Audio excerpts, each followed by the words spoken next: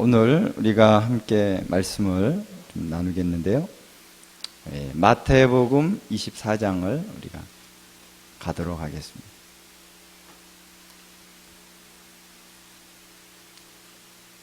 자, 우리 마지막 때 또 예수님의 재림에 대한 우리 말씀을 오늘 이제 마무리를 집니다. 6번 우리 강의를 했습니다. 그래서 이번 6주 동안의 시간은 사실 이렇게 전체적으로 하나의 그림을 좀 그려보는, 그래서 어떠한 모습으로 예수님이 재림을 하시는지에 대한 그림을 한번 그려보면서 전체적인 그 흐름을 우리가 살펴보는 시간이었습니다.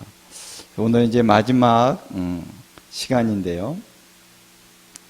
이 나눠드린 걸 한번 좀 잠깐 우리 보면서 가면 좋겠습니다. 그래서 우리 여기 표가 있으면은 맨 왼쪽에 보면은 시대 구분 그래가지고 진통의 시작과 전 3년 반, 그 다음에 큰 환란, 후 3년 반 1, 큰 환란, 그 다음에 임시적인 회복, 연단과 휴거, 적그리스도의 몰락, 주의 날과 그리스도의 지상 통치, 이렇게 쭉 주제들이 나와 있습니다. 그래서 여러분, 예수님의 재림의 과정은 어느 한순간에 확 일어나 버리는 사건이 아니라 시대적으로 어느 시간을 거치면서 일어나는 그러한 순차적인 사건들이 이루어지는 마지막 정점에 임하시는 그런 사건이다라는 것이죠. 그리고 그리스도의 재림 이후에 또 계속해서 이 땅에 어떤 하나님의 역사들이 계속되는 일련의 사건이다라는 것입니다. 그래서 우리가 이때는 지금 이미 시작이 됐다고 봅니다. 어떤 진통의 시작, 재난의 시작이 이미 시작이 됐다고 많은 분들이 얘기하고 저도 그렇게 보고 있습니다. 그래서 이제 진통이 점점 더 짧아지고 강해질 것이다 라는 것이죠. 제가 이것을 강조 안 해도 증명이 될 겁니다. 이미 되고 있고, 여러분 이제 전 세계적으로 엄청난 사건들이 계속 일어날 것입니다. 여러분들이 지상을 통해서 또 뉴스를 통해서 여러분들이 접하게 될 것이고, 그것이 우리나라에도 많은 영향을 미치는 그런 일들이 계속 일어날 것이다 하는 것이죠. 그래서 이것이 이제 점점 진통이 강해지면서 어떤 사건이 이제 결정적으로 일어나게 되냐면요, 이스라엘이 회복이 되는 사건이 일어날 것입니다. 이스라엘이 회복된다라고 하는 것의 결정적인 사건은 성전이 지어지는 것입니다. 지금도 이스라엘 나라가 있지만은 이스라엘 나라가 성전이 없으면은 그냥 이스라엘 나라랑 뭐 다른 나라랑 특별히 다를 바가 없는데, 성경은 분명하게 이스라엘의 성전이 회복될 것이다 라고 말씀을 하고 있습니다. 그래서 그 성전이 회복되는 때가 이 결정적인 어떤 때인데요, 그날이 굉장히 가까이 왔다라는 것입니다. 이스라엘 내에서도 준비가 완료되어 있습니다. 여건만 되면은 딱 성전을 건립할 수 있는, 성전 건립하는데 뭐 시간이 많이 걸리지도 않는데요, 한 6개월이면 된다고 하는 그런 말이 있습니다. 그리고 국제 정세도 이제 이스라엘이 성전을 지을 수 있는 그러한 정세로 바뀌어지고 있다는 것이, 바뀌어질 것입니다. 이스라엘의 국력이 나날이 커지고 있습니다. 뭐 그것만 가지고는 다 우리가 보장할 수 없지만 하나님께서 그 일을 하실 것이다 라는 것이죠. 그 다음에 이제 그래서 3년 반이 성전이 지어지고 3년 반이 지난 시점에 바로 큰 환란이 있을 것인데 성전의 멸망에 가증한 것이 서게 되는 그러한 일이 있을 것이다 라는 거죠. 지금 공관복음서에 보면 여러분 이렇게 두 번째 칸 위에서 진통의 시작, 그 다음에 큰 환란의 시작 내려왔죠. 그래서 이방의 군대들이 바로 예루살렘을 에워싸고 침략하는, 그래서 예루살렘을 짓밟는 그런 사건이 있을 것이다 라는 것입니다.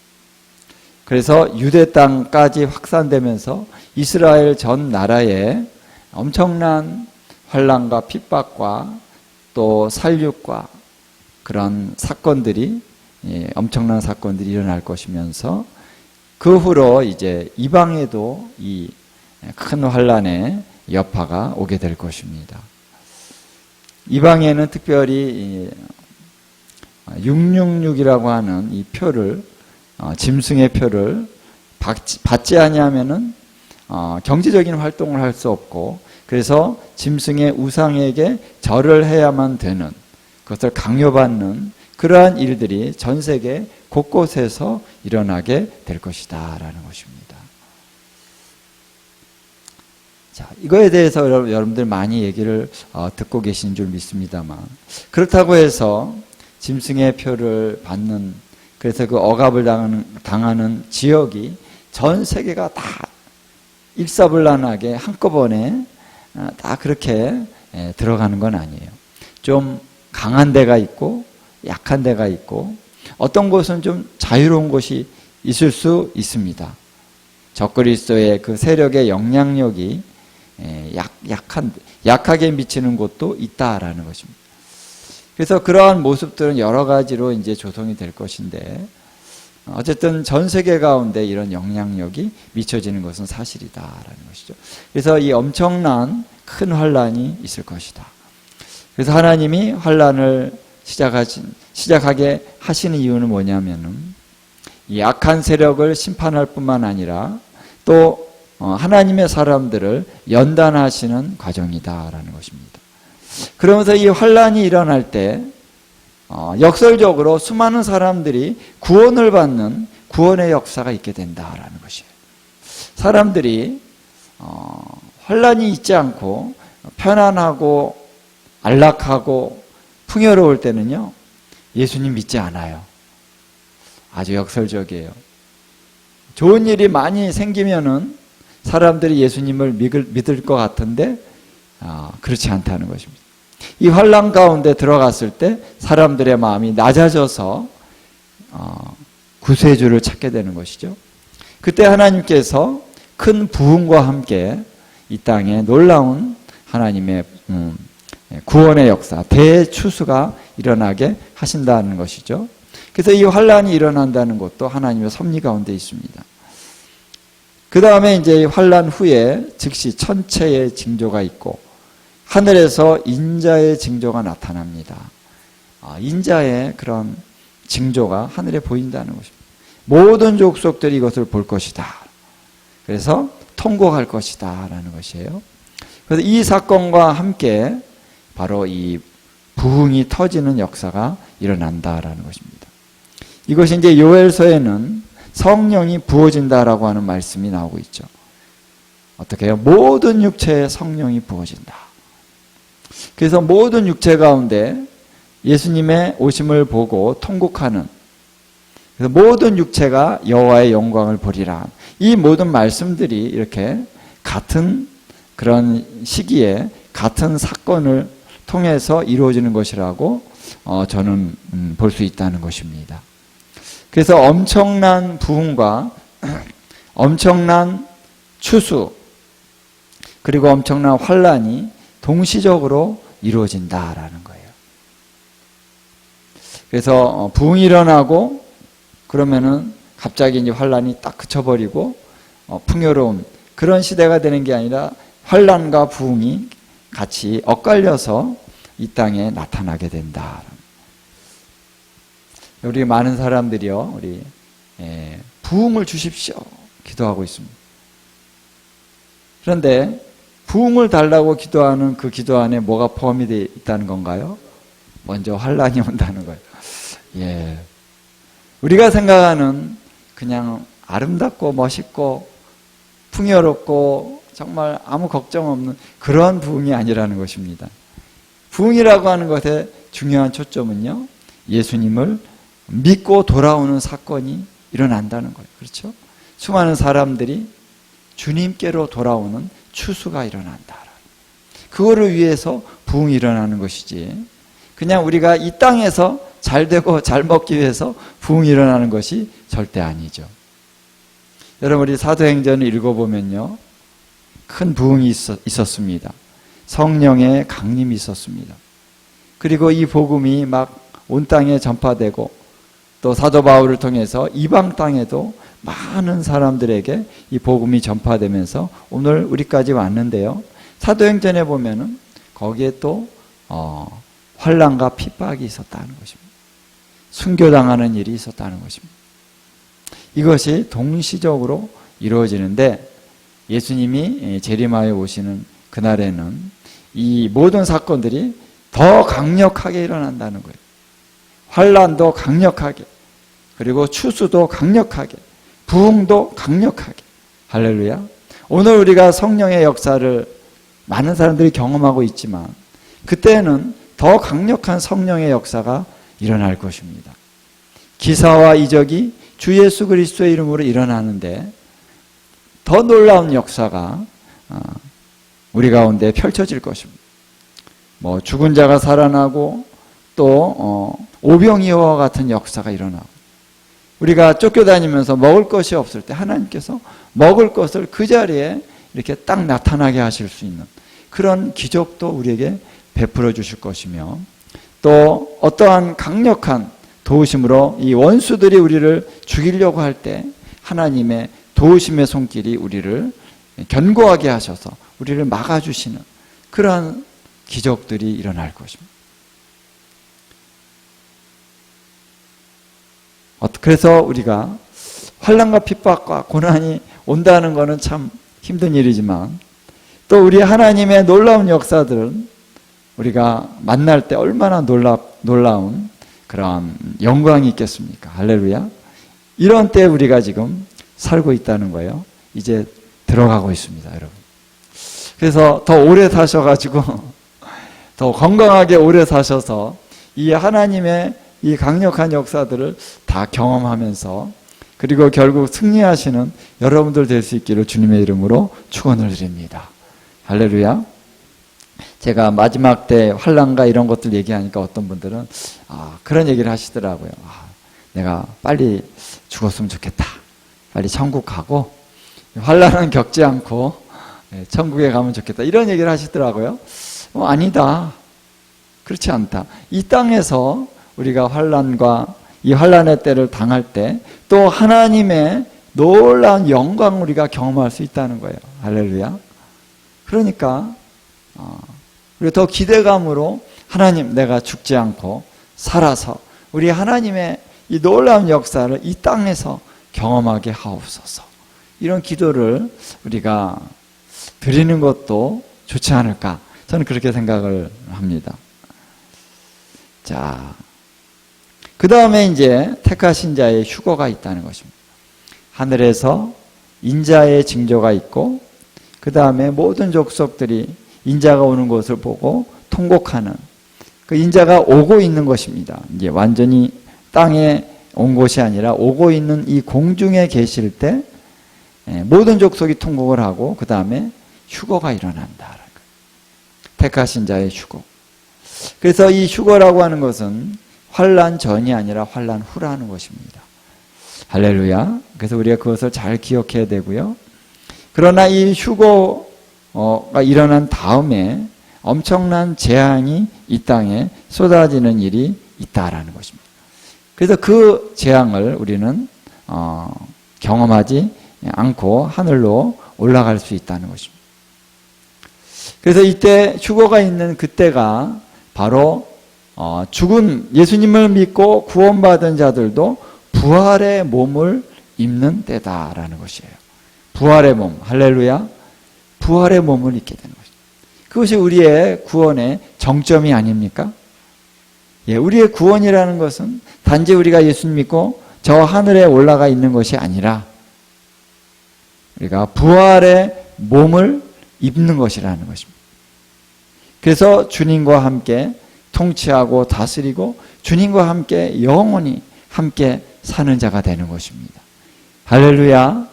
이 부활에 대한 소망, 이것이 기독교의 핵심 중의 핵심인 것이죠. 근데 이 부활이 언제 일어나느냐?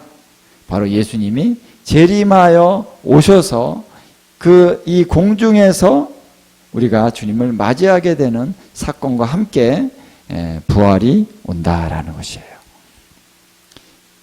그래서 그 다음에 이제 주님이 이 땅에 재림하여 오셔서 이제 적그리스도의 세력을 완전히 깨트린다.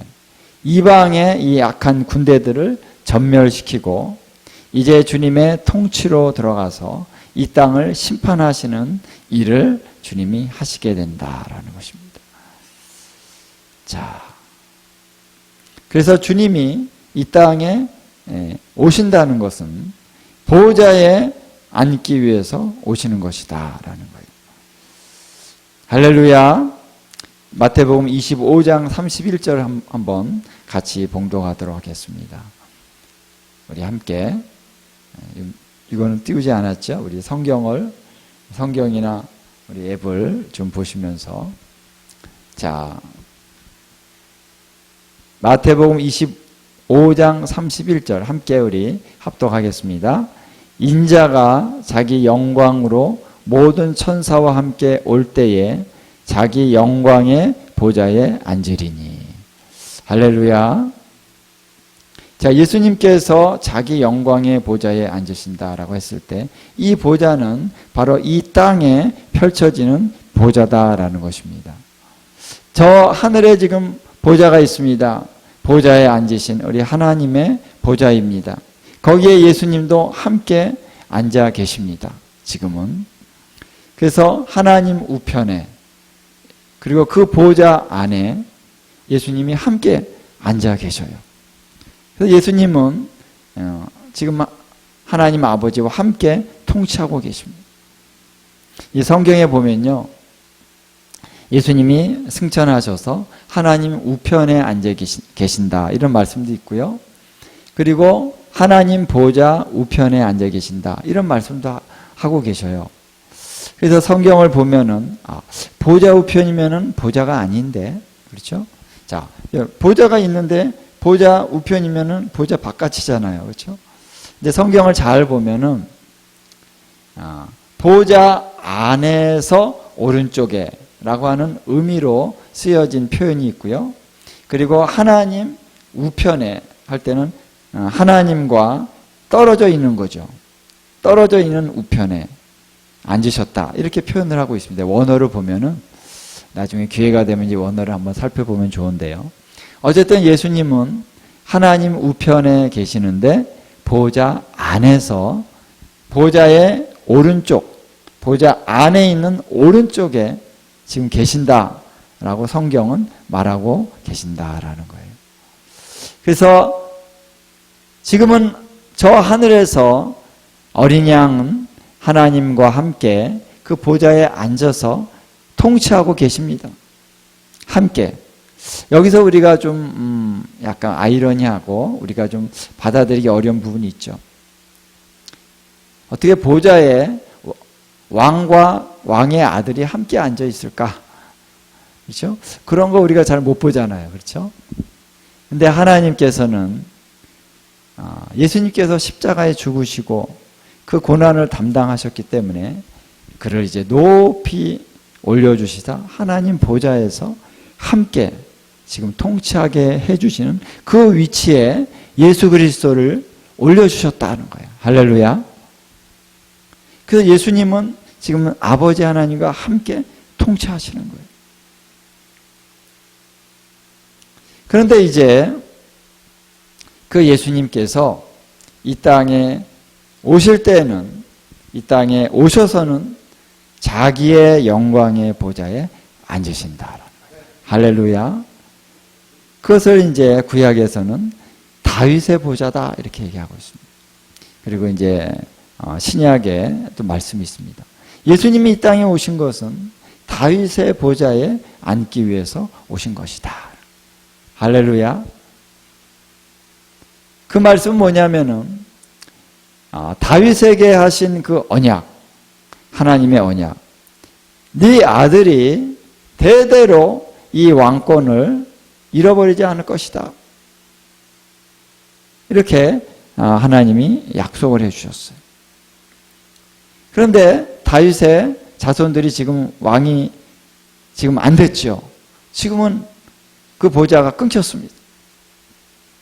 그러나 하나님의 언약의 말씀은 영원히 변함이 없기 때문에 그것을 예수 그리스도를 통해서 성취하신다는 거예요. 할렐루야. 그래서 예수님을 사람들이 뭐라고 불렀습니까? 다윗의 자손이요 불렀잖아요. 그래서 다윗의 자손이라고 하는 것은 다윗의 언약에 나오는 그 자손을 얘기하는, 그 아들을 얘기하는 것입니다. 그리고 그가 곧 메시아다라는 것이죠. 메시아를 의미하는 것입니다. 그래서 예수님이 이 땅에서 보좌를 펼치실 때 그것은 다윗으로부터 이어지는, 다윗의 왕위가 이어지는 이스라엘의 왕으로서 예수님은 그 보좌에 앉으시는 것이다. 할렐루야. 이런 얘기들이 좀 이해가 좀 되십니까? 보통 우리 교회에서 많이 얘기하지 않는 그런 얘기이기 때문에 여러분들에서 이게 굉장히 중요합니다. 신약과 구약이 따로따로 떨어진 것이 아니라 함께 가는 것입니다. 이스라엘과 열방이 서로 다른 것이 아니라 함께 연결이 된다라는 거예요. 예수님은 이스라엘의 왕으로 오시는 거예요. 그러면서도 열방의 왕이십니다. 할렐루야. 그래서 예수님의 이 재림의 사건들을 우리가 온전하게 이해하기 위해서는 이스라엘에 대한 성경의 진리를 잘 깨달을 필요가 있습니다. 그래서 우리 다음번에 지금 6주 끝나고 두 번째 이제 알파 오메가 세미나를 2차로 합니다. 추석 지난 다음에 또다시 우리가 하게 되는데요.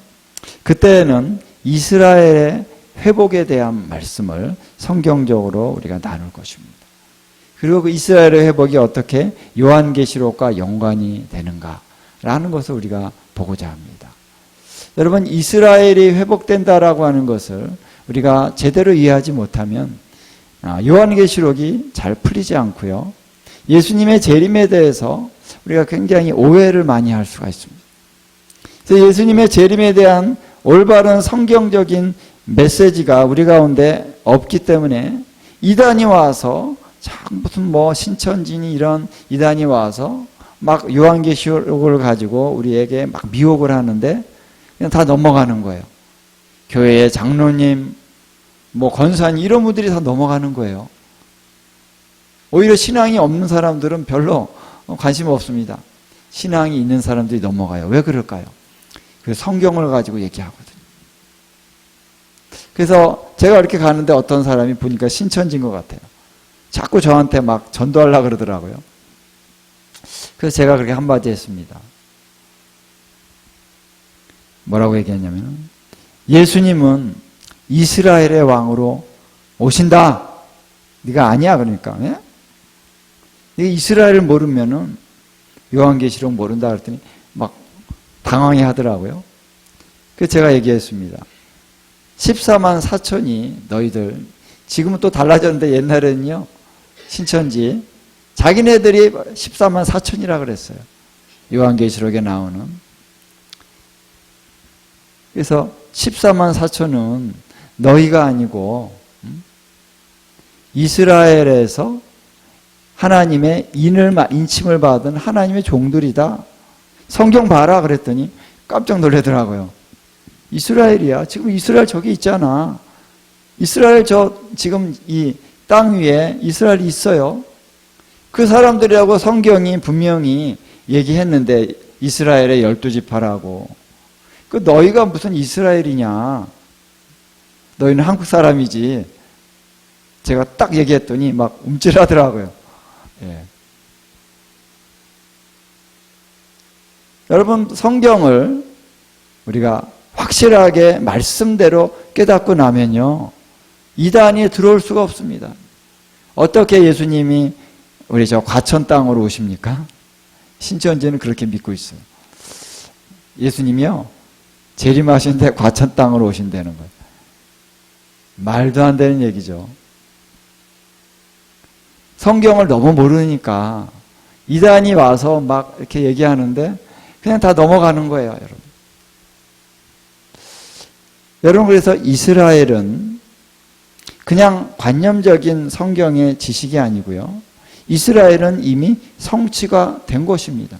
이스라엘이 저 땅에 1948년도에 나라로 독립을 했잖아요. 이것을 보면서도 아직도 이 진리를 깨닫지 못한다는 것은 참 우리가 너무 어리석은 것입니다. 성경에 말씀하시기를 이스라엘이 다시 돌아오리라 그랬어요. 이들이 흩어졌다가 다시 돌아오리라. 다시 돌아왔습니다. 그 돌아오고 있어요, 지금. 수많은 유대인들이 지금 저 땅으로 돌아가고 있습니다. 이게 하나님의 말씀의 성취가 아니고 뭐겠습니까? 근데 아직도 그 하나님 말씀 성취는 아니고 그냥 이스라엘이 불쌍해서 하나님이 그냥 조금 더 봐주시는 거야. 이렇게 얘기하는 사람이 있어요. 성경의 구약의 수많은 말씀들을 모른다는 거죠. 하나님의 말씀은 1.1획도요 다 이루어집니다. 근데 이스라엘이 다시 그 고토로 돌아온다는 말씀은요, 수많은 말씀이 있어요. 신약에도 있습니다. 그런데 어떻게 이스라엘이 지금 이스라엘 족속들이 돌아오고 있는 이 사건이 우연이라고 얘기할 수 있습니까? 저 땅에 돌아오고 있다는 거예요. 할렐루야. 자, 그러면은 이스라엘이 돌아오고 이스라엘이 회복되는 것과 예수님이 재림하는 것과 어떤 상관이 있는 것이냐? 아주 밀접한 상관이 있는 것입니다. 예수님이 이 땅에 돌아오시기 위한 중요한 조건은 뭐냐면요, 이스라엘이 예수님을 받아들이는 것입니다. 예수님의 초림 때 이스라엘이 예수님을 거절했어요. 그렇죠? 근데 다시 이스라엘이 예수님을 메시아로 인정하는 그 일이 있을 때 예수님이 오신다는 거예요. 그 말씀이 어디 있습니까? 마태복음 23장 한번 찾아보겠습니다. 마태복음 23장 37절부터 제가 한번 39절까지 읽겠습니다. 예루살렘아 예루살렘아 선지자들을 죽이고 내게 파송된 자들을 돌로 치는 자여, 암탉이 그 새끼를 날개 아래 몸같이 내가 내 자녀를 모으려 한 일이 몇 번이더냐. 그러나 너희가 원하지 아니하였도다. 보라, 너희 집이 황폐하여 버림바 되리라. 내가 너희에게 이르노니 이제부터 너희가 찬송하리로다. 주의 이름으로 오시는 이여 할 때까지 나를 보지 못하리라 하시니라. 자, 이 말씀은 뭐냐면요, 찬송하리로다 주의 이름으로 오시는 이여 라고 할 때에 예수님이 오신다는 거예요. 할렐루야. 이 말씀이 다르게 이제 해석을 하면은 그런 말씀이라는 거 우리가 알 수가 있죠.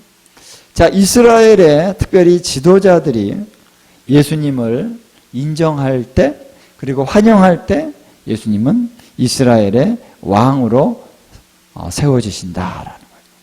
그런 말씀도 여러 군데가 있어요.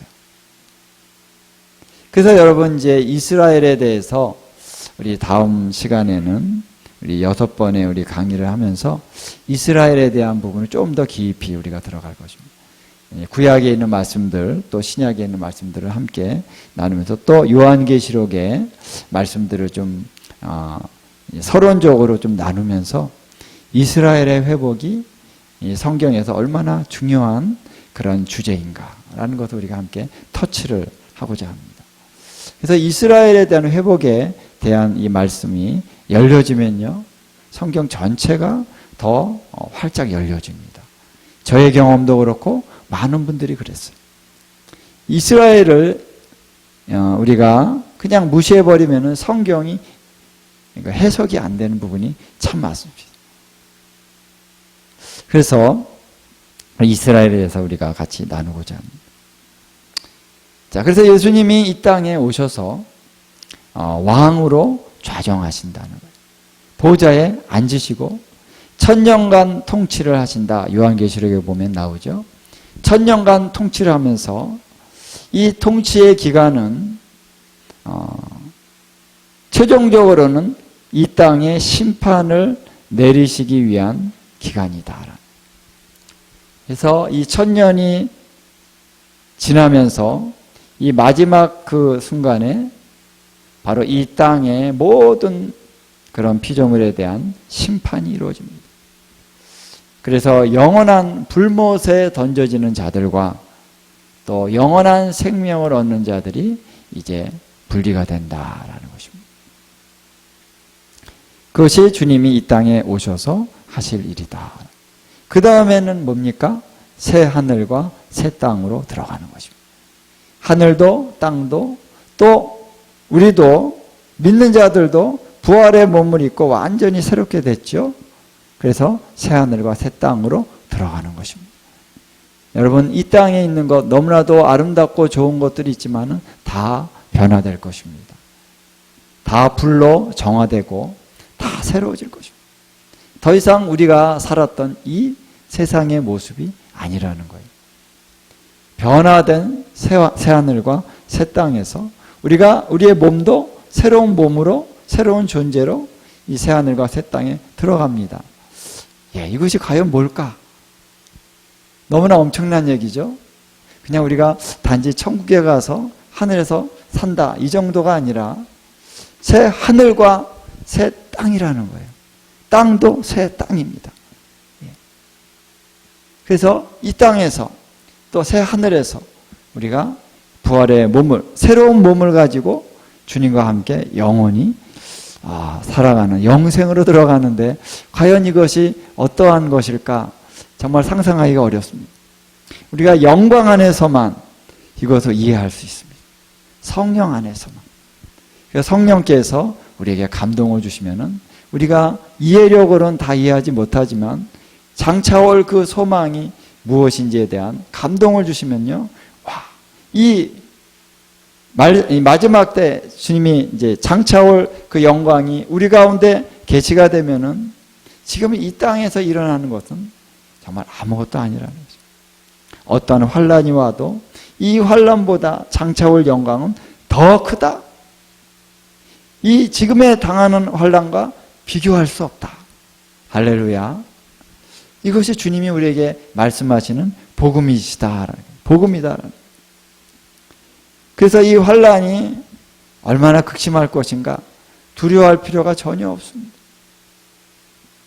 장차올 그 영광을 우리가 바라볼 수 있다면 지금 당하는 고난은 아무것도 아니라 넉넉히 이길 수 있다라는 것입니다. 할렐루야. 그래서 주님이 오늘 우리를 그러한 영광 가운데 계시를 우리에게 허락해 주시고 이 소망 가운데 우리가 넉넉히 이길 수 있는 힘을 주고 계십니다. 그래서 우리가 마지막 때를 공부하는 가장 중요한 것은 장차올 그 영광을 바라보게 하는 거예요.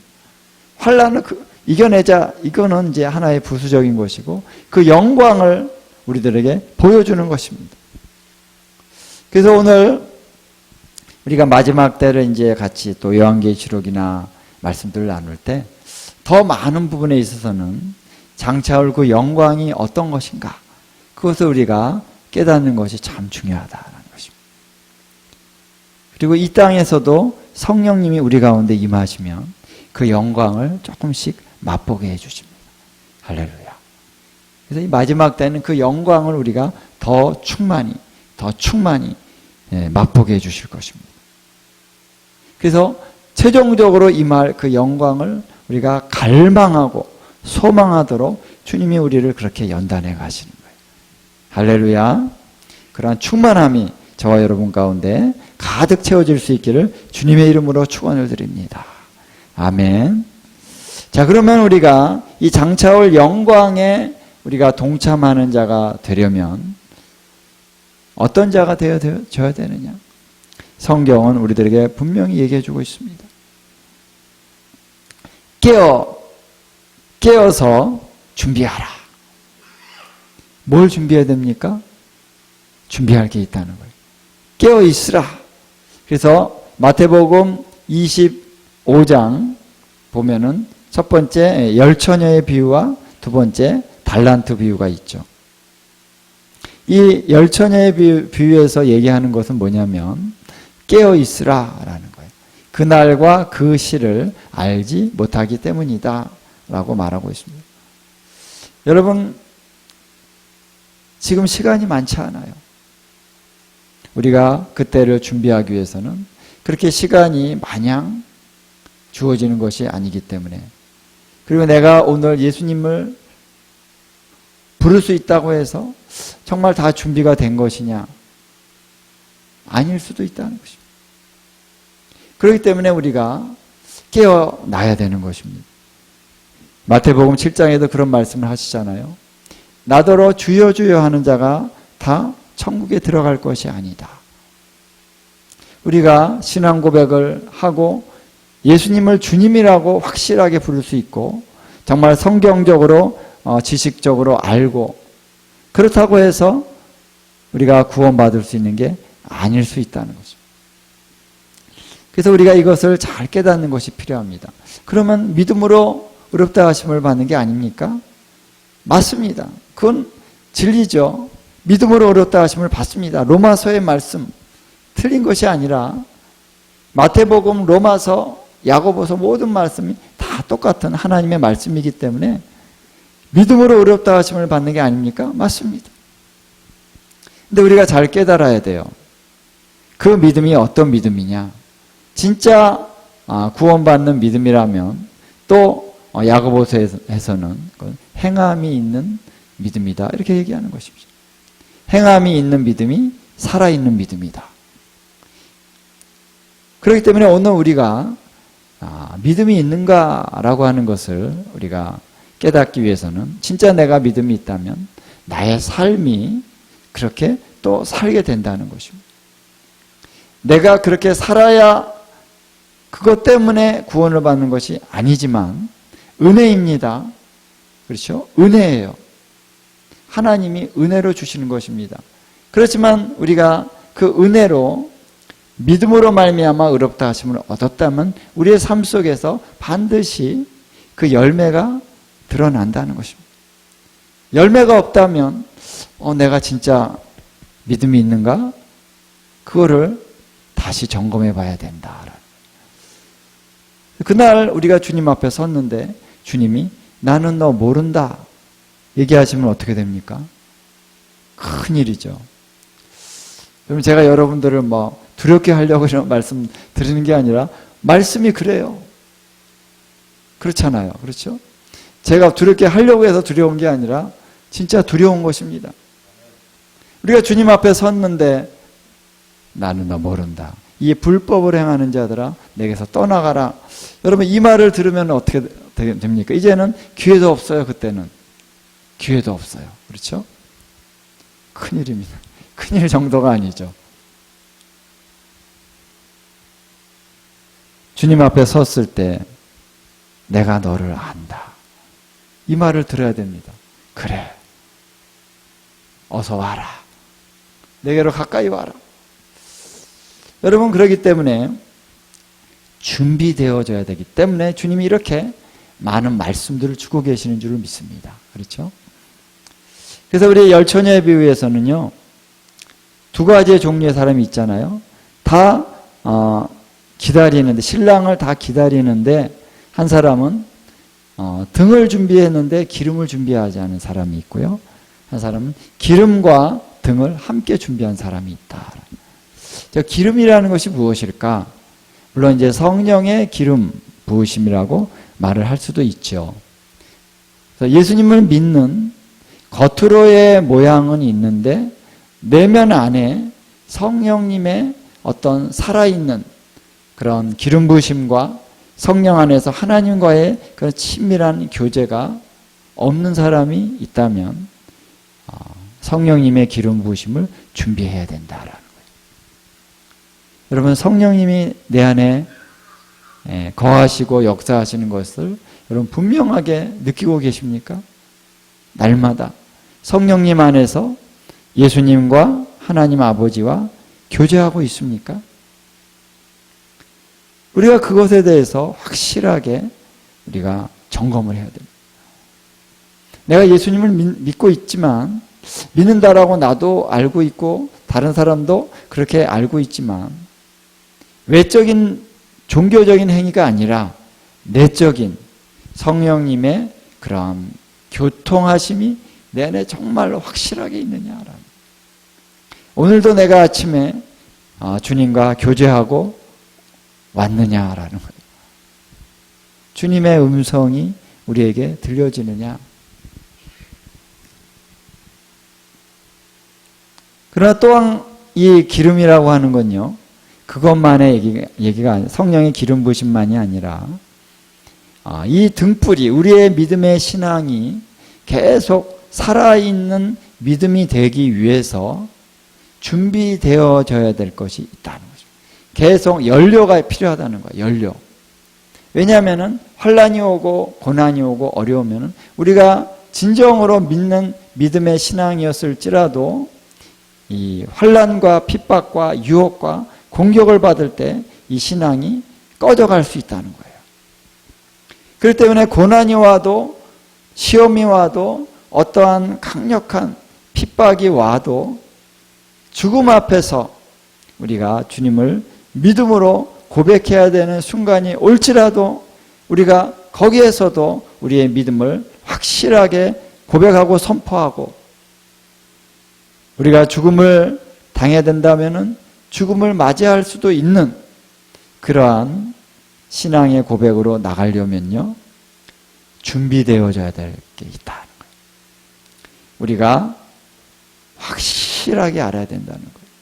예수 믿는다는 것이 무엇이냐라는 거예요. 우리가 하나님 앞에 설 때에 어떠한 기준으로 심판을 받느냐라는 거에 대해서 분명히 알아야 됩니다. 그렇죠? 믿음이 무엇인지, 그리고 하나님이 어떤 분이신지, 하나님이 어떻게 경배와 찬양을 받으실 분인지, 이 세상에 이 악한 원수 마귀들이 어떻게 우리를 미혹하는지, 그래서 어떻게 이것을 이겨낼 수 있는지, 우리의 믿음 안에서 우리가 훈련되어지고 깨달아 알아야 될 것이 너무나도 많다는 것입니다. 근데 우리가 그냥 어느 정도의 그런 어떤 얄팍한 그런 성경적인 지식을 갖고 신앙 고백을 하고 교회 생활을 내가 어느 정도 하고 있다, 여기에 사람들은 속는 경우가 많다는 거예요. 그러니까 나는 괜찮다, 난 천국 갈 거야.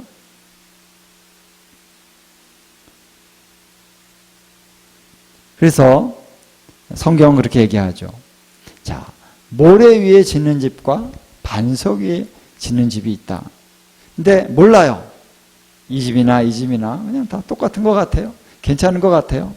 근데 언제 모래 위에 지었는지, 언제 반석 위에 짓는지 알 수가 있습니까? 풍파가 일어나고 뭐 홍수가 막 들이치고 그러면 이제 그때 가서 알게 되는 거예요. 집도 잘 건실하게 지은 집은 장마 가지고 비가 막 와도 비가 새지 않습니다. 근데 집이 오래되고 뭔가 허름하게 이제 부실 공사를 하면요, 막 비가 많이 오면은 물이 새죠. 옆으로도 막 들어오고 막 밑으로도 들어오고 그렇습니다. 여러분, 그래서 오늘 우리가 깨어 있어야 된다. 하나님의 말씀 안에 더 깊이 들어가야 됩니다, 여러분. 여러분, 성령님과 더 깊이 교제해야 됩니다. 기도의 생활 가운데 더 깊이 들어가야 됩니다. 우리의 마음이 정결케 돼야 됩니다. 회개해야 됩니다. 더 깊은 회개가 필요합니다. 이거 이 정도는 주님이 봐주시겠지 라고 남겨둔 그 어떤 죄악의 삶, 죄악의 요소 때문에 우리가 나중에 미혹이 올 때 그 미혹에 넘어갈 수가 있다는 것입니다. 그렇기 때문에 오늘 우리가 준비되어져야 된다라는 거예요. 지금 내가 신앙이 있다라는 것에 만족하면 안 된다는 것입니다. 내가 예수님 이제 고백할 수 있어. 거기에 만족해서는 안 되는 거예요. 뿌리를 더 깊이 내려야 되고요. 또 우리가 기초 공사를 든든히 해야 됩니다. 그래서 이 반석 위에 견고히 세운 그러한 믿음의 신앙이 되어져야 될 줄로 믿습니다. 자, 그 다음에 그것을 이제 그래서 열처녀에 비해서 얘기하는 것이다. 두 번째 이제 달란트 비유는 뭘 얘기하는 걸까? 여러분 이미 여러분들이 잘 아니까 제가 뭐 길게는 얘기하지 않습니다. 달란트 비유는 자 5달란트, 2달란트, 1달란트를 종들에게 맡기고 주인이 떠났는데 돌아와 보니까 이제 5달란트 받은 자와 2달란트 받은 자는 일을 남겼어요. 배로 일을 남겼는데 1달란트 받은 자는 그냥 이걸 어떻게 해요? 땅에 묻어뒀습니다. 그래서 이 1달란트 받으십시오 그랬더니 주인이 뭐라고 이제 반응했습니까? 이 두 종류의 그 5달란트, 2달란트 받은 자들은 주인이 말하기를 우리 한번 말씀을 한번 읽어보겠습니다. 21절 함께 25장 21절 함께 우리 봉독하겠습니다. 시작. 그 주인이 이르되 잘하였도다 착하고 충성된 종아 내가 적은 일에 충성하였으며 내가 많은 것으로 내게 맡기리니 내 주인의 즐거움에 참여할지어다 하고 아멘. 할렐루야. 여러분 이 말을 주님으로부터 들어야 됩니다. 할렐루야. 착하고 충성된 종아. 그래서 저는 마음이 많이 힘들 때도 있어요. 마음이 힘들고 막 또 어떨 때는 막 답답하고 그럴 때 기도도 잘 안 되고 막 그럴 때가 있습니다. 그럴 때 이 말씀을 가지고 기도합니다. 하나님, 주님 제가 주님 앞에 섰을 때 착하고 충성된 종아 이 말을 듣게 해 주십시오. 주님 앞에 섰을 때 뭐 너무 또 휘황찬란 뭐 그냥 이 이상의 말을 듣는 걸 기대하지 않습니다. 그저 주님 앞에 섰을 때 착하고 충성된 종아 이 말을 내가 듣게 해주십시오. 악하고 게으른 종아 이 말을 듣지 않게 해주십시오. 여러분 그것뿐이 없습니다. 주님 앞에 섰을 때 여러분 이것은 절대절명의 말씀이죠. 그 앞에 섰을 때 주님이 나 너 모른다. 이 불법을 행하는 자들아 내게서 떠나가라. 이 말을 들을 것이냐 착하고 충성된 종아 내 주인의 즐거움에 참여할지어다. 이 말을 들을 것이냐. 여러분 이 두 종류의 우리 종들은 이 말을 들었는데 1달란트 받은 자는 뭐라고 얘기했습니까? 24절 한번 보겠습니다. 함께 읽겠습니다. 시작. 1달란트 받았던 자는 와서 이르되 주인이여 당신은 굳은 사람이라 심지 않은 데서 거두고 해치지 않은 데서 모으는 줄을 내가 알았으므로 두려워하여 나가서 당신의 달란트를 땅에 감추어 두었었나이다. 보소서 당신의 것을 가지셨나이다. 자, 이 말을 듣고 악하고 게으른 종아 그리고 이 1달란트 받은 자 그 1달란트도 빼앗아서 10달란트 가진 자에게 주라.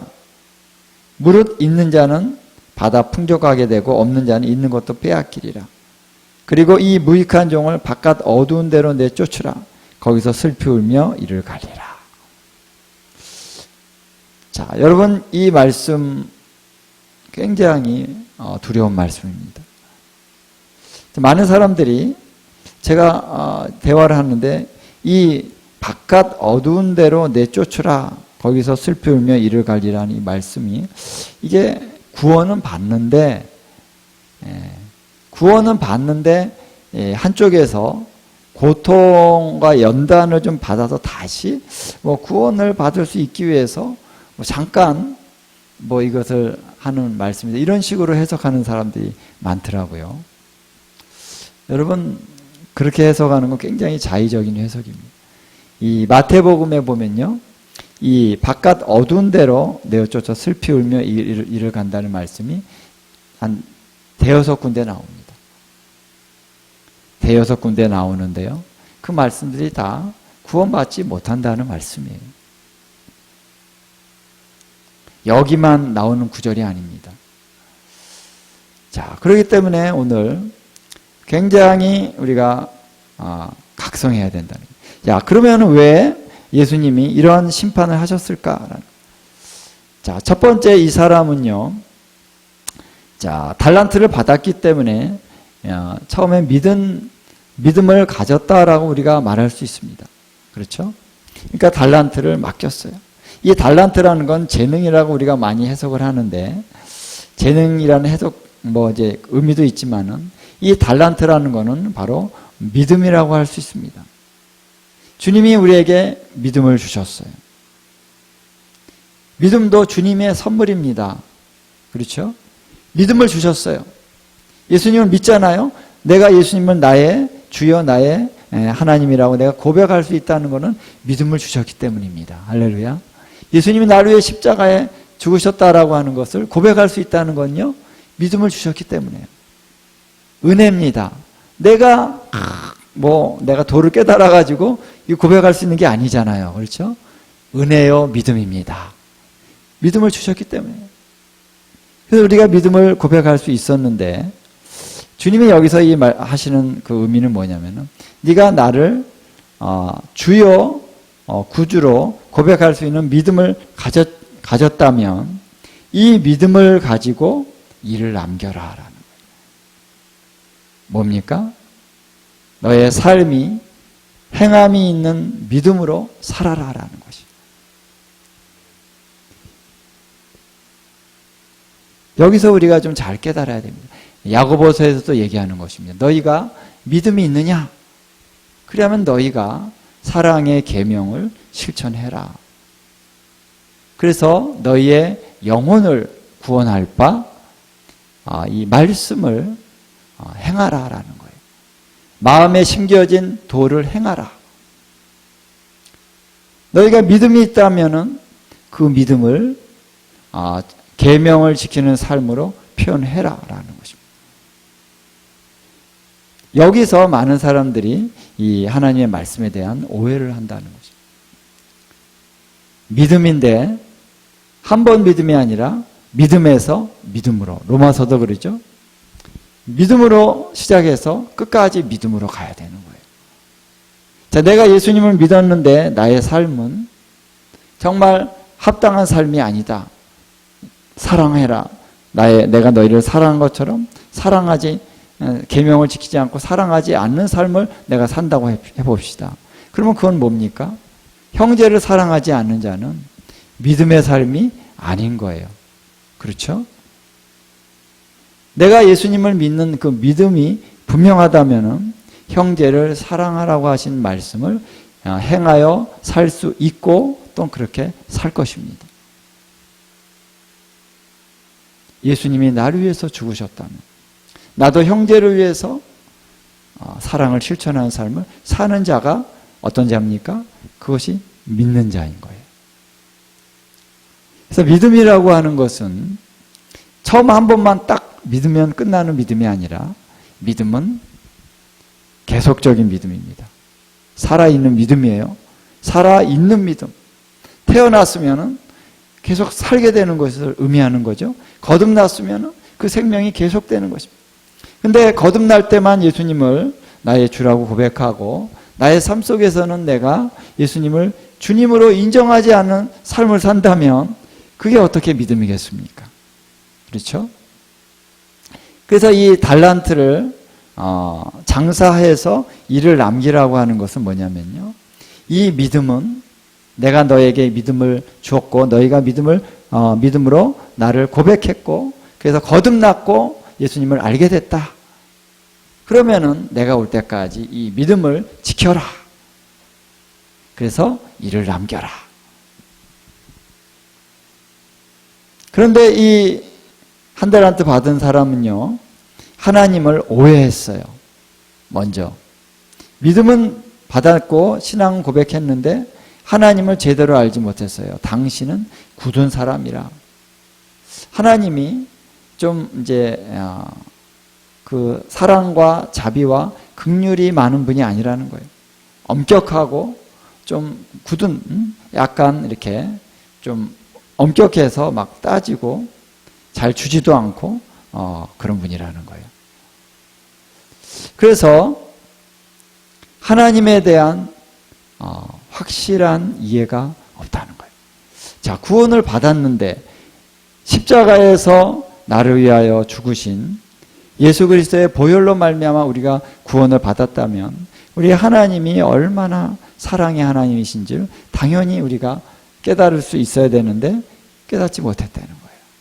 하나님은 굳은 사람이다. 왜 그렇게 하나님을 그렇게 생각했을까요? 우리가 상처라고 하는 부분이 우리 가운데 있다는 거예요. 예수 믿기 전에 상처가 있습니다. 믿은 다음에도 상처를 받습니다. 우리 안에 이 상처를 제대로 복음의 말씀으로 말미암아 보혈의 능력으로 말미암아 이 상처를 잘 우리가 씻지 아니하면 이 상처에 우리의 눈이 가려져 가지고요, 하나님이 굳은 사람으로 보입니다. 하나님은 엄격하고 내가 열심히 뭔가를 해야 될 것 같고 뭔가 이렇게 자유함이 없습니다. 근데 하나님이 우리의 눈이 밝아져서 사랑의 관점으로 하나님을 볼 수 있으면 하나님은 놀라운 사랑의 하나님이시죠. 왜 우리의 이 눈이 이렇게 멀어졌습니까? 상처 때문에 그렇습니다. 우리 부모에게 상처를 많이 받은 사람, 또 살면서 상처를 받아서 이 상처가 우리 가운데 아주 강하게 있는 사람은요, 이 상처로 모든 사람들을 보고 모든 이 세상을 보고 심지어는 하나님마저도 이 상처의 관점으로 보게 된다는 거예요. 그러니까 안 보이는 거예요. 하나님이 잘못 보는 것입니다. 그래서 오늘 우리가 변화되어져야 됩니다. 거룩해져야 됩니다. 하나님의 말씀으로, 복음의 말씀으로 우리의 상처가 치유돼야 돼요. 할렐루야. 정결케 돼야 됩니다. 우리의 죄성이. 그냥 죄성을 그냥 두고 은혜니까 내가 죄가 있어도 그냥 구원받는 게 아니라 중간에 이 죄 때문에 우리의 관점이 왜곡되기 시작한다. 하나님으로부터 멀어져 가기 시작한다는 거예요. 그래서 죄를 우리가 씻어야 됩니다. 깨끗하게 주님의 보혈로 씻어야 됩니다. 그래서 심지 않은 데서 거두고 해치지 않은 데서 모으는 줄 내가 알았으므로.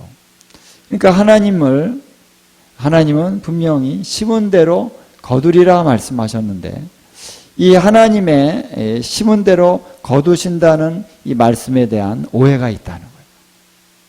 그래서 믿음으로 구원을 받고 은혜로 구원을 받는 것이 그냥 하나의 내가 죄악을 범하고 아무렇게 살아도 하나님 다 구원해 주신다고 하는 그러한 잘못된 관점의 복음으로 이해하기 시작할 때 문제가 되는 것입니다. 많은 사람들이요, 이 복음을 그렇게 이해하고 있어요. 다 은혜인데 하나님 다 봐주셔. 우리가 죄인이라도 죄를 짓고 있어도 하나님 다 구원해 주시고, 그래서 어쨌든 구원은 받아. 상급은 없지만 그렇지 않습니다. 그게 복음이 아니에요. 우리가 예수님을 믿고 회개해야 됩니다. 회개하라. 그리고 세례를 받고 죄사함을 받으라. 그리고 성령을 선물로 받으리라. 이 사도행전을 보면 나옵니다. 이 회개라고 하는 것 어디까지 회개해야 됩니까? 다 회개해야 되는 거예요. 예수님 믿는 거, 내가 예수님 안 믿다가 내가 믿는 것만의 회개라 그러지 않습니다. 성경은. 회개는 전적인 회개를 얘기합니다. 우리의 삶의 죄와 죄성과 거역과 반항과 쓴뿌리와 상처, 이런 모든 것을 다 버리는 것이 뭐다? 회개다라는. 처음 예수님 믿고 나서 회개가 완벽하게 이루어지지 못하는 경우가 많죠. 그러나 계속 회개해야 되는 거예요. 주님 앞에 설 때까지 완전한 회개가 이루어져야 됩니다. 그래서 성경은 온전케 된 자가 되라 그랬어요. 온전한 자. 우리 아까 노아도 얘기했죠. 성경에 보면 노아가 온전한 자다. 그리고 욥도 온전한 자다. 그래서 온전케 돼야 되는 거죠. 그래서 하나님께서 어떤 분이신가를 우리가 알고 하나님은 심은 대로 거두게 하신다. 그래서 갈라디아서 보면 나오죠. 우리가 성령으로 심어 뭘 거둔다 그랬습니까? 영생을 거두리라. 성령을 따라서 거룩함으로 살아가는 삶을 우리가 지금 매일같이 심어야 되는 것입니다. 그래서 그 마지막은 영생이라. 근데 육체를 따라 심는 자는 육체로부터 썩어질 것을 거둔다는 거예요. 영생으로 들어가지 못한다는 것입니다. 예, 바울 서신에도 보면요, 분명하게 나와 있어요. 제대로 우리가 말씀을 우리가 연구해 보면요, 바울 서신도 믿음으로 의롭다 하심을 받는다는 것이 다 괜찮다가 아니에요. 끝까지 믿음입니다. 그러나 믿음으로 말미암는 행위가 또 나타나야 된다는 것을 바울도 분명하게 얘기하고 있어요. 진정한 믿음이라면 삶이 나타날 수밖에 없는 것입니다. 믿음이 아니기 때문에 우리의 육신적인 것이 나오는 것이 바로 죄를 짓는 그 죄성이 나타나는 것입니다. 끝까지 온전한 믿음 안에 있다면 우리의 힘이 아니라 하나님의 은혜와 능력으로 말미암아 우리의 삶 속에 선한 열매가 나타날 수밖에 없는 거예요. 그래서 우리가 어떤 점에서 주의해야 될 것이 있는데 내가 하려고 하는 게 아니라, 그렇죠? 주님을 의지해야 되는 것입니다. 성화도. 사람들이 내가 하려고 하는 요 성향을 다루지 못하는 사람들이 있어요. 뭐든지 내가 해야 돼. 내가 성취해야 돼. 내가 칭찬받아야 돼. 자기의. 자기의 때문에 그 삶은 열심히 있는데 선한 열매는 나오지 않습니다. 그렇잖아요. 그렇죠? 내가 열심히 해서 나오는 거는 안 좋은 열매뿐이 나올 수밖에 없는 거예요. 주님이 역사하시면, 주님이 일하시면 선한 열매가 나옵니다. 성령의 열매가 나옵니다. 사랑과 희락과 화평과. 성령의 열매라 그랬잖아요. 성령의 열매가 나와야 돼요. 그래서 여기서 우리가 신앙생활 어떻게 되는지 잘 모르겠다. 우리가 아이러니하고 우리가 좀 어려워할 수가 있습니다. 잘 모르죠. 안 됩니다. 왜? 우리는 어려서부터 내가 무엇을 해야 된다는 어떤 자기 성취적인 기질로 길들여져 있는 사람입니다. 이것을 벗어버리기가 쉽지 않아요. 그래서 우리가 성령을 받아야 되고요. 날마다 십자가를 지고 주님을 따라가야 되고요. 삶의 훈련이 필요합니다. 날마다 자기의 십자가를 지는 날마다의 훈련이 필요한 거예요. 열심히 필요합니다. 그냥 쉽게 되는 게 아니에요. 왜? 우리의 이 기질이 너무나도 강하기 때문에. 그래서 날마다 우리가 십자가에 죽어지는 삶을 살아갈 때 믿음으로 살 수 있는 거예요. 할렐루야. 그렇기 때문에 그냥 믿음으로 산다는 게 그냥 간단한 게 아닙니다. 그냥 편안하게 예수 믿으면 되지. 그게 아니에요. 믿음에 선한 싸움이 있다는 거예요. 믿음으로 사느냐, 자기의 열심으로 사느냐, 믿음으로 사느냐, 육신을 따라 사느냐, 성령을 따라 사느냐, 이거에 치열한 전쟁이 있잖아요. 그렇죠? 전쟁이 있습니다. 이 전쟁에 날마다 우리가 싸워가야 되는데 어떻게 싸워갑니까? 주님을 의지하여. 그래서 예배하고 기도하고 때로는 금식도 하고 말씀을 읽고 묵상하고 성도들 안에서 함께 모여서 또 우리 목회자들을 통해서 함께 말씀을 듣고 훈련도 받고 성령 세례도 받고 불을 받아야 됩니다. 하나님 성령의 불을 주십시오. 왜요? 성령이 아니고는 안 되거든요. 여러분 사모하시기 바랍니다. 하나님이 사모하는 자에게 주십니다. 성령의 불, 파이어 받으십시오. 아멘. 받으셔야 돼요. 성령이 아니고는 안 됩니다. 말씀, 성령만 받고 말씀은 또 아니, 그게 아니라 말씀도 날마다 읽고 묵상하고 연구하고 말씀을 먹어야 됩니다. 예? 말씀도 먹고 성령 충만도 받고 훈련도 받고. 예. 근데 이 사람은, 한 달란트 받은 사람은 달란트 땅에 묻어두고 뭐 어떻게 살았습니까? 그동안 뭐하고 살았습니까? 자기 일을 한 거죠. 자기 방식으로. 주님이 주신 거 팽개쳐 놓고 믿음 팽개쳐 놓고 뭘로 살았어요? 자기의 관점으로 살아간 겁니다. 아무것도 없어요. 주님이 주신 것, 그 달란트, 믿음을 받아가지고 그 믿음을 가지고 믿음으로 살아야 되는 거예요. 할렐루야. 그러면 주님이 착하고 충성된 종이라. 딴 걸로 열심을 내는 게 아니라 뭐요? 믿음으로. 주님을 믿는 믿음, 주님이 주신 이 말씀, 이것을 내가 내 안에서 온전하게 이 말씀이 성취되게 하게 하시기 위해서 우리가 열심히 일해야 되는 것입니다. 내가 내 열심으로 내 목적을 위해서 열심히 일하는 게 아니라 믿음으로 열심히 일해야 됩니다. 믿음으로 일해야 됩니다. 그래서 믿음이 일해서 바로 열매를 맺는 것이 바로 성령의 열매다. 할렐루야. 이게 무엇일까? 잘 깨달아야 됩니다. 이게 어떨 때 보면 알쏭달쏭해요. 여러분 말씀으로 더 깊이 들어가시길 바랍니다. 성령으로도 충만함을 받으시기 바랍니다. 그래서 하나님 깨닫게 해주십시오. 어떻게 사는 것이 믿음으로 사는 것입니까? 그래서 주님 앞에 설 때 잘하였도다 착하고 충성된 종아. 어떻게 우리가 알 수 있습니까? 자, 한 가지만 저 얘기하고 마치겠습니다. 그래서 이제 예수님이 양과 염소를 구분하고 나서 양은 바로 구원을 받고 염소는 영원한 형벌을 받게 되죠.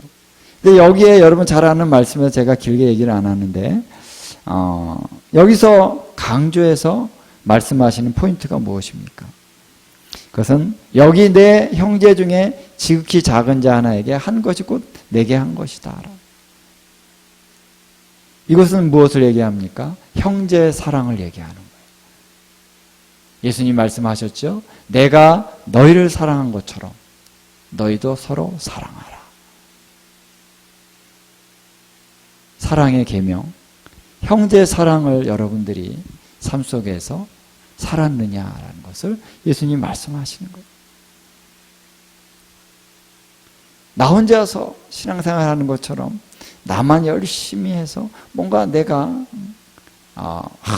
주님 앞에 서야지 하는 그 관점에 머물러 있을 때는요, 아직은 어려워요.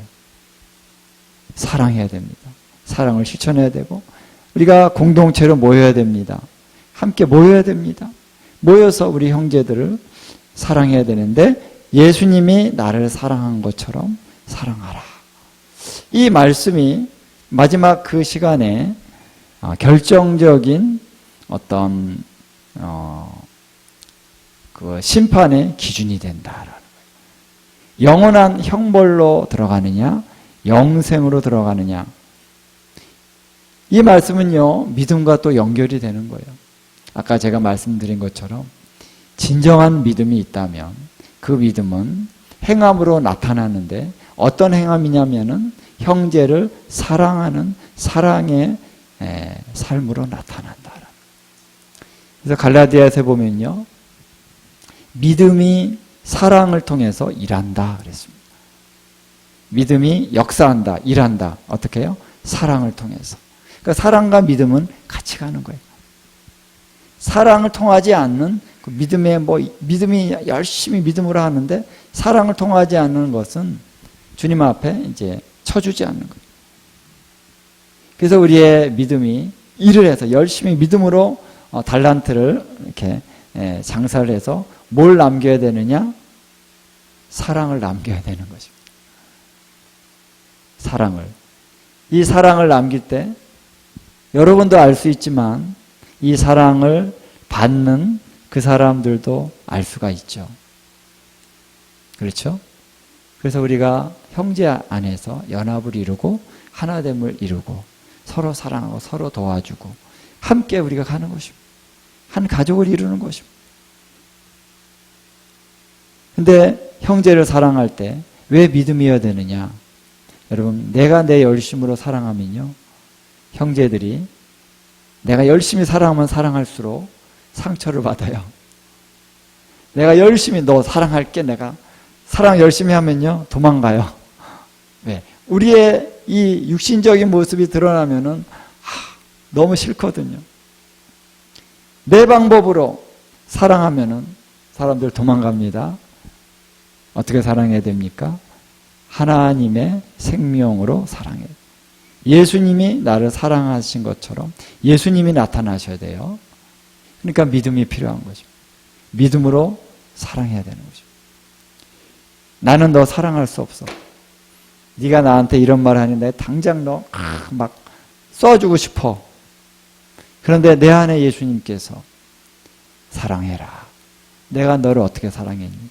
내가 너를 어떻게 용서했니? 그래요, 예수님. 예수님 때문에 그 사람에게 막 쏴주지 않고 그래 내가 이해한다. 내가 용서한다. 그리고 품어주고 안아주고 사랑해주고 기도하고 그리고 그냥 힘들지만 감싸주고 그게 사랑인데 그것은 바로 주님의 사랑입니다. 할렐루야. 내 사랑이 아니에요. 주님의 사랑. 주님의 사랑으로 사랑하는 그 사랑만이 주님이 인정하시는 사랑이 될 수 있습니다. 할렐루야. 자, 그래서 주님의 이름으로 우리가 승리해서 마지막 주님 앞에 설 때에 영원한 생명으로 들어가는 저와 여러분이 될 수 있기를 주님의 이름으로 축원을 드립니다. 기도하겠습니다. 하나님 아버지,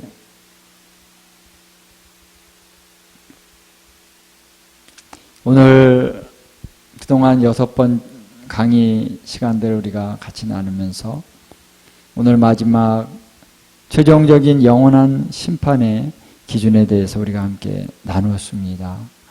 주님, 우리가 주님 앞에 설 때에 잘하였도다 착하고 충성된 종아, 이 말씀을 우리가 들을 수 있기를 원합니다. 우리의 삶이 그 믿음에, 주님이 주신 그 믿음에 기준하여서 온전히 살아가는 삶이 되기를 원합니다.